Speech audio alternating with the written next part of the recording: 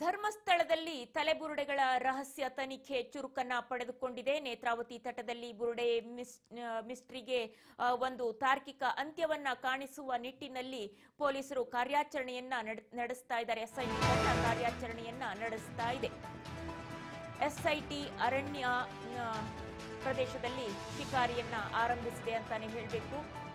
ಇದುವರೆಗೂ ಕೂಡ ಅಸ್ಥಿಪಂಜರದ ಯಾವುದೇ ಸುಳಿವು ಕೂಡ ಸಿಗಿಲ್ಲ. ದೂರುದಾರ ತೋರಿಸಿದಂತಹ 5 ಸ್ಥಳದಲ್ಲೂ ಕೂಡ ಅವಶೇಷಗಳ ಕುರುಹು ಪತ್ತೆಯಾಗಿಲ್ಲ. ಉಳಿದ 8 ಕಡೆ 2 ದಿನಗಳ ಕಾಲ ನಡೆಯಲಿದೆ ಕಾರ್ಯಾಚರಣೆ. ಇವತ್ತಿನಿಂದ ಮತ್ತೆ 2 ದಿನಗಳ ಕಾಲ ಕಾರ್ಯಾಚರಣೆ ನಡೆಯಲಿದೆ ಅಂತ ಹೇಳಿ ಗೊತ್ತಾಗ್ತಾ ಇದೆ. ಇಂದು 6ನೇ ಪಾಯಿಂಟ್ನಲ್ಲಿ ಎಸ್ಐಟಿ ಶೋಧ ಕಾರ್ಯಾಚರಣೆಯನ್ನ ಮಾಡೋದಕ್ಕೆ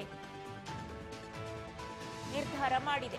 ಎಸ್ಐಟಿ ಹೆಲ್ಪ್ ಲೈನ್ ಅನ್ನ ಕೂಡ ರಿಲೀಸ್ ಮಾಡಿದೆ. ಇದೇ ವಿಚಾರಕ್ಕೆ ಸಂಬಂಧಪಟ್ಟಂತೆ ಮುಂದಿನ ತನಿಖೆ ತೀವ್ರ ಕುತೂಹಲವನ್ನ ಕೆರಳಿಸಿದೆ. ಇದುವರೆಗೂ ಕೂಡ 13 ಪಾಯಿಂಟ್ಗಳಲ್ಲಿ 5 ಪಾಯಿಂಟ್ಗಳ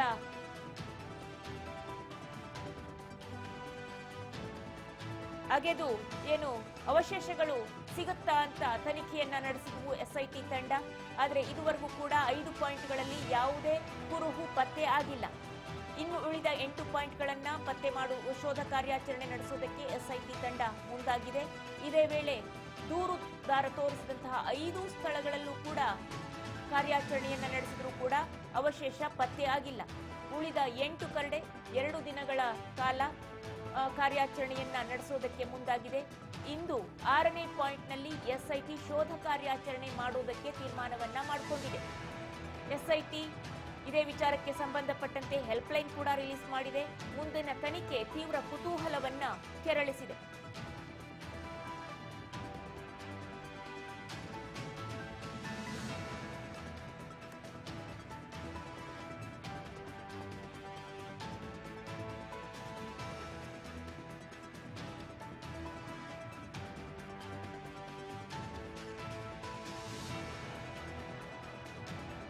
ಧರ್ಮಸ್ಥಳದಲ್ಲಿ ಏನು 100 ಶವವನ್ನ ಹೂತು ಹಾಕಿರುವ ಕುರಿತು ಅನಾಮಿಕ ವ್ಯಕ್ತಿ ನೀಡಿರುವ ದೂರಿಗೆ ಸಂಬಂಧಪಟ್ಟಂತೆ ನಿನ್ನೆಯೂ ಕೂಡ ಕಾರ್ಯಾಚರಣೆ ನಡೆಯಿತು, ಶೋಧ ಕಾರ್ಯಾಚರಣೆ ನಡೆಯಿತು. ಯಾವುದೇ ಕುರುಹು ಪತ್ತೆಯಾಗಿಲ್ಲ. 5 ಪಾಯಿಂಟ್ಗಳಲ್ಲಿ ಶೋಧ ಕಾರ್ಯಾಚರಣೆ ನಡೆಸಿದ್ರೂ ಕೂಡ ಯಾವುದೇ ಅವಶೇಷ ಪತ್ತೆಯಾಗಿಲ್ಲ. ನೇತ್ರಾವತಿ ಸ್ನಾನಘಟ್ಟದ ಸಮೀಪ ಮೀಸಲು ಅರಣ್ಯದ 3 ಕಡೆ ಹಾಗೂ ಅದೇ ಅರಣ್ಯದ ಇನ್ನೊಂದು ಭಾಗದಲ್ಲಿ ನದಿ ತಟದ ಸಮೀಪ 1 ಕಡೆ ಅಗೆತ ಕಾರ್ಯವನ್ನ ನಡೆಸಿದ್ರು.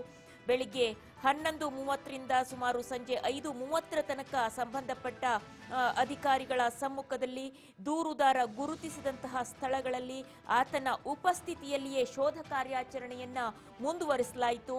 ಆದರೆ ಯಾವುದೇ ಕುರುಹು ಮಾತ್ರ ಪತ್ತೆ ಆಗಿಲ್ಲ. ಸುಮಾರು 12 ಪೌರ ಕಾರ್ಮಿಕರು ಅಗೆತ ಕಾರ್ಯಾಚರಣೆಯನ್ನ ನಡೆಸಿದ್ರು.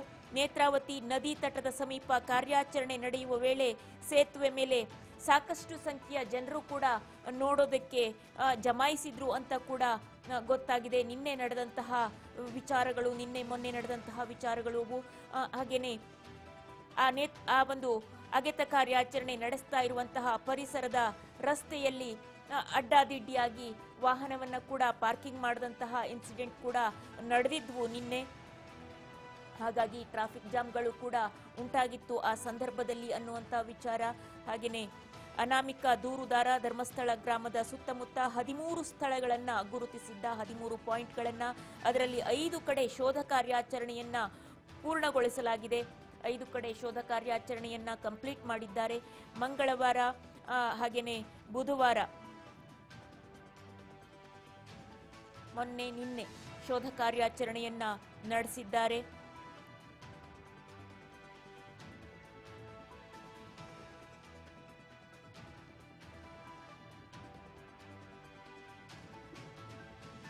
ಹಾಗೆ ಎಸ್ಐಟಿ ಮುಖ್ಯಸ್ಥ ಪ್ರಣಬ್ ಮೊಹಂತಿ ಹಾಗೂ ಡಿಐಜಿ ಅನುಚೇತ್ ಅವರ ಜೊತೆ ಪರಿಶೀಲನೆಯನ್ನ ಕೂಡ ನಡೆಸಿದ್ರು. ಶೋಧ ಕಾರ್ಯಾಚರಣೆ ನಡೆಸಿದಂತಹ ಸ್ಥಳವನ್ನ ಆ ಸಂದರ್ಭದಲ್ಲಿ ಯಾವುದಾದ್ರೂ ಕುರುಹು ಸಿಕ್ಕಿದೆಯಾ ಅಂತ ಕೇಳಿದವಾಗ ಅವರು ಕೊಟ್ಟಂತಹ ಉತ್ತರ, ಮಾಧ್ಯಮದವರು ಕೇಳಿದಂತಹ ಪ್ರಶ್ನೆ ಯಾವುದಾದ್ರೂ ಕುರುಹು ಪತ್ತೆ ಆಗಿದೆಯಾ ಅಂತ ಹೇಳಿ ಕೇಳಿದವಾಗ ಯಾವುದೇ ಕುರುಹು ಸಿಕ್ಕಿಲ್ಲ ಅಂತ ಹೇಳಿದ್ರು. ಜೊತೆಯಲ್ಲಿ ಹೆಚ್ಚಿನ ಪ್ರತಿಕ್ರಿಯೆ ಕೊಡೋದಕ್ಕೆ ಕೂಡ ಅವರು ನಿರಾಕರಿಸಿದ್ರು. ಇದಿನ್ನೂ ಆರಂಭಿಕ ಹಂತ, ತನಿಖೆಯ ಆರಂಭಿಕ ಹಂತ, ಇನ್ನಷ್ಟು ತನಿಖೆಗಳು ಬೇಕಾದಷ್ಟಿದೆ ಮುಂದೆ ತನಿಖೆ ಅಂತ ಹೇಳಿ ಹೋದ್ರು. ಹಾಗಾಗಿ ಯಾವುದೇ ಮಾಹಿತಿಯನ್ನ ಶೇರ್ ಮಾಡೋದಕ್ಕೆ ಅವರು ನಿರಾಕರಿಸಿದ್ರು. ತಲೆಬುರುಡೆ ಪ್ರಕರಣ ಏನು ಎಸ್ಐಟಿ ಮುಖ್ಯಸ್ಥ ಪ್ರಣಬ್ ಮೊಹಂತಿ, ಡಿಐಜಿ ಅನುಚೇತ್, ಎಸ್ಪಿ ಜಿತೇಂದ್ರ ಹಾಗೂ 20 ಅಧಿಕಾರಿಗಳಿಂದ ಶೋಧ ಕಾರ್ಯಾಚರಣೆ ಇವತ್ತು ಕೂಡ ನಡೆಯುತ್ತೆ. ಬೆಳಿಗ್ಗೆ 11ರಿಂದ ಸಂಜೆ 5:30ರವರೆಗೆ ಕೂಡ ಶೋಧ ಕಾರ್ಯಾಚರಣೆ ನಡೆಯುತ್ತೆ. ಕೇವಲ ಅರ್ಧ ಗಂಟೆ ಮಾತ್ರ ಬ್ರೇಕ್ ಅನ್ನ ತೆಗೆದುಕೊಳ್ತಾರೆ. ಆದರೆ ಅಗೆದು ತೆಗೆದ ಜಾಗದಲ್ಲಿ ಪೂರಕವಾದ ದಾಖಲೆಗಳು, ಇದು ನಿನ್ನೆ ನಡೆದಿದ್ದಂತೂ ಯಾವುದು ಕೂಡ ಸಿಕ್ಕಿಲ್ಲ, ದಾಖಲೆಗಳು ಯಾವುದು ಕೂಡ ಸಿಕ್ಕಿಲ್ಲ. ಗುರುತಿಸಿದ 13 ಜಾಗದಲ್ಲಿ ಯಾವುದೇ ದಾಖಲೆಗಳು ಪತ್ತೆ ಆಗಿಲ್ಲ. ಪ್ರತಿಕೂಲ ಪರಿಸ್ಥಿತಿಗಳು ಇರುತ್ತೆ. ಒಂದು ದಟ್ಟವಾದ ಅರಣ್ಯ ಪ್ರದೇಶ, ಜಿಟಿ ಮಳೆ, ಅದರ ನಡುವೆಯೂ ಕೂಡ ಅಗೆತ ಕಾರ್ಯಾಚರಣೆಯನ್ನ ನಡೆಸಿದ್ರು. ಆದರೆ ಯಾವುದೂ ದಾಖಲೆಗಳು ಲಭ್ಯ ಆಗಿಲ್ಲ, ಅವಶೇಷಗಳು ಲಭ್ಯ ಆಗಿಲ್ಲ. ಹೀಗಾಗಿ ಮಹಜರು ಪ್ರಕ್ರಿಯೆಯನ್ನ ನಡೆಸದೇ ಇರೋಕೆ ಎಸ್ಐಟಿ ತೀರ್ಮಾನವನ್ನ ಮಾಡಿದೆ. ಯಾವುದೇ ಮಹಜರು ಪ್ರಕ್ರಿಯೆಯನ್ನ ನಡೆಸದೇ ಇರೋದಕ್ಕೆ ಎಸ್ಐಟಿ ತೀರ್ಮಾನ ಮಾಡಿದೆ ಅಂತ ಹೇಳಿ ಗೊತ್ತಾಗ್ತಾ ಇದೆ.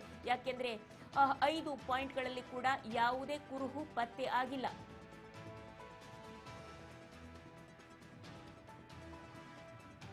ಹಾಗಾಗಿ ಹೆಲ್ಪ್ಲೈನ್ ಅನ್ನ ಕೂಡ ತೆರೆದಿದೆ ಎಸ್ಐಟಿ. ಸಂಬಂಧಪಟ್ಟವರು ಅಥವಾ ಮಾಹಿತಿ ತಿಳಿದವರು ಯಾರೇ ಆದರೂ ಕೂಡ ಮಾಹಿತಿಯನ್ನ ಶೇರ್ ಮಾಡ್ಕೊಳ್ಬಹುದು ಅಂತ ಹೇಳಿ ತಿಳಿಸಿದೆ. ಹೆಲ್ಪ್ಲೈನ್ ಅನ್ನ ಸ್ಟಾರ್ಟ್ ಮಾಡಿದೆ ಎಸ್ಐಟಿ ಮುಖ್ಯಸ್ಥ ಪ್ರಣಬ್ ಮೊಹಂತಿ, ಡಿಐಜಿ ಅನುಚೇತ್ ಅವರು ಈ ಒಂದು ತನಿಖೆಯ ನೇತೃತ್ವವನ್ನ ವಹಿಸಿದಂತವರು ಹೆಲ್ಪ್ಲೈನ್ ಅನ್ನ ಬಿಡುಗಡೆ ಮಾಡಿದ್ದಾರೆ.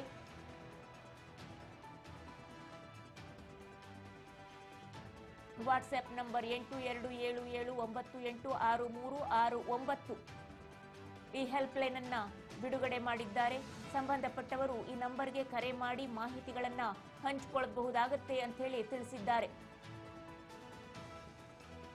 ಇಷ್ಟು ದಿನ ಹೇಳ್ತಾ ಇದ್ರಲ್ಲ, ಅಲ್ಲಿ ಹೂತಿದ್ದಾರೆ, ಇಲ್ಲಿ ಏನೋ ಇನ್ಸಿಡೆಂಟ್ ನಡೆದಿತ್ತು, ಮತ್ತೊಂದು ಕಡೆ ನಡೆದಿತ್ತು, ಮಗದೊಂದು ಕಡೆ ನಡೆದಿತ್ತು ಅಂತ ಹೇಳಿ ಇದೀಗ ಮುಕ್ತ ಅವಕಾಶವನ್ನ ಎಲ್ರಿಗೂ ಕೂಡ ನೀಡಲಾಗಿದೆ. ಯಾರ್ಯಾರ ಬಳಿ ಎಲ್ಲ ಏನೇನೆಲ್ಲ ಮಾಹಿತಿಗಳಿದೆ, ಯಾರ್ಯಾರಿಗೆಲ್ಲ ಏನೇನೆಲ್ಲ ಮಾಹಿತಿ ದೊರೆತಿದೆ, ಅದು ಈ ಸಾಕ್ಷ್ಯ ಇದೆ ಯಾರ ಹತ್ರ, ಅವರೆಲ್ಲರೂ ಕೂಡ ಈ ನಂಬರ್ಗೆ ಕರೆ ಮಾಡಿ ಮಾಹಿತಿಯನ್ನ ಶೇರ್ ಮಾಡ್ಕೊಳ್ಬಹುದಾಗುತ್ತೆ.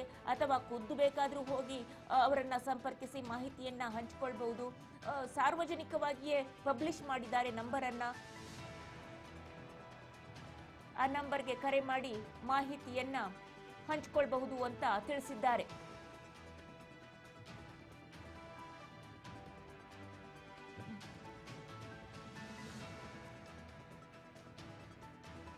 ಹದಿಮೂರು ಪಾಯಿಂಟ್ಗಳನ್ನ ತೋರಿಸಿದ್ದ ಮುಖವಾಡವನ್ನ ಧರಿಸಿದಂತಹ ಅನಾಮಿಕ ವ್ಯಕ್ತಿ 13 ಪಾಯಿಂಟ್ಗಳನ್ನ ತೋರಿಸಿದ್ರು. ತಾನು ಇಂತಲ್ಲಿ ಈ ಎಲ್ಲ ಶವಗಳನ್ನ ಹೂತು ಹಾಕಿರೋದಾಗಿ ಅನಾಮಿಕ ವ್ಯಕ್ತಿ ಹೇಳಿದ್ದ. ಆತ ಕೊಟ್ಟಿರುವ ದೂರಿನ ಅನ್ವಯ ಎಸ್ಐಟಿಯನ್ನ ಕೂಡ ಸ್ಥಾಪನೆ ಮಾಡಿ ಇದೀಗ ತನಿಖೆಗೆ ಕೂಡ ಇಳಿದಿದ್ರು. ಆದರೆ ಇದುವರೆಗೂ ಕೂಡ ಯಾವುದೇ ಅವಶೇಷಗಳು ಪತ್ತೆ ಆಗಿಲ್ಲ. ಪ್ರಕರಣಕ್ಕೆ ಸಂಬಂಧಪಟ್ಟಂತೆ ಯಾವುದೇ ಸಾಕ್ಷ್ಯಗಳು ಕೂಡ ಇದುವರೆಗೆ ಲಭ್ಯ ಆಗಿಲ್ಲ. ಇನ್ಮೇಲೆ ಸಿಗುತ್ತಾ ಕಾದ್ ನೋಡಬೇಕಾಗಿದೆ. ಇವಿಷ್ಟು ಬುರುಡೆ ಪುರಾಣದ ಅಪ್ಡೇಟ್ಸ್. ಬುರುಡೆ ಪುರಾಣದ ಅಪ್ಡೇಟ್ಸ್ ಇದುವರೆಗೆ ಲಭ್ಯ ಆಗಿರುವಂತದ್ದು. ದೂರುದಾರ ತೋರಿಸಿದಂತಹ 5 ಸ್ಥಳಗಳಲ್ಲೂ ಕೂಡ ಅಸ್ಥಿಪಂಜರದ ಯಾವುದೇ ಕುರುಹು ಪತ್ತೆ ಆಗಿಲ್ಲ. ಇನ್ನು 8 ಸ್ಥಳಗಳನ್ನ ಶೋಧ ಮಾಡಬೇಕಾಗಿದೆ, ಪರಿಶೀಲನೆ ನಡೆಸಬೇಕಾಗಿದೆ. ಕಾರ್ಯಾಚರಣೆಗೆ ಇವತ್ತು ಕೂಡ ಇಳಿತಾ ಇದೆ ತಂಡ, ನಾಳೆನೂ ಕೂಡ ಇಳಿಯುತ್ತೆ. 13 ಪಾಯಿಂಟ್ಗಳನ್ನ ಪತ್ತೆ ಹಚ್ಚಿದ ನಂತರದಲ್ಲಿ, ಅವಶೇಷಗಳನ್ನ ಪತ್ತೆ ಹಚ್ಚಿದ ನಂತರದಲ್ಲಿ ಕಂಪ್ಲೀಟ್ ಆಗುತ್ತೆ. ಅಲ್ಲಿವರೆಗೂ ಕೂಡ ಕಾರ್ಯಾಚರಣೆ ನಡೀತಾ ಇರುತ್ತೆ. ಇದಕ್ಕೆ ಸಂಬಂಧಪಟ್ಟಂತೆ ಏನು ಈಗ ಎಸ್ಐಟಿ ತಂಡ ಒಂದು ಪತ್ರಿಕಾ ಪ್ರಕಟಣೆಯನ್ನು ಕೂಡ ಬಿಡುಗಡೆ ಮಾಡಿದೆ. ಹೆಲ್ಪ್ಲೈನ್ ಅನ್ನ ಸ್ಥಾಪಿಸಿದೆ. ಈ ಪ್ರಕರಣಕ್ಕೆ ಸಂಬಂಧಪಟ್ಟಂತೆ ಮಾಹಿತಿ ಗೊತ್ತಿದ್ದವರು ಎಸ್ಐಟಿಯನ್ನ ಸಂಪರ್ಕಿಸಿ ಮಾಹಿತಿಯನ್ನ ಹಂಚಿಕೊಳ್ಳಬಹುದಾಗತ್ತೆ ಅಂತ ಹೇಳಿ ತಿಳಿಸಿದೆ. ನಂಬರ್ ಅನ್ನ ಕೂಡ ಶೇರ್ ಮಾಡಿದೆ. 8277986369 ಈ ನಂಬರ್ಗೆ ಕರೆ ಮಾಡಿ ಮಾಹಿತಿಯನ್ನ ಹಂಚಿಕೊಳ್ಳಬಹುದು ಅಂತ ಹೇಳಿ ಎಸ್ಐಟಿ ತಂಡ ತಿಳಿಸಿದೆ. ಅಧಿಕೃತವಾಗಿ ಪತ್ರಿಕಾ ಪ್ರಕಟಣೆಯನ್ನ ಕೂಡ ಹೊರಡಿಸಿದೆ ಎಸ್ಐಟಿ ತಂಡ.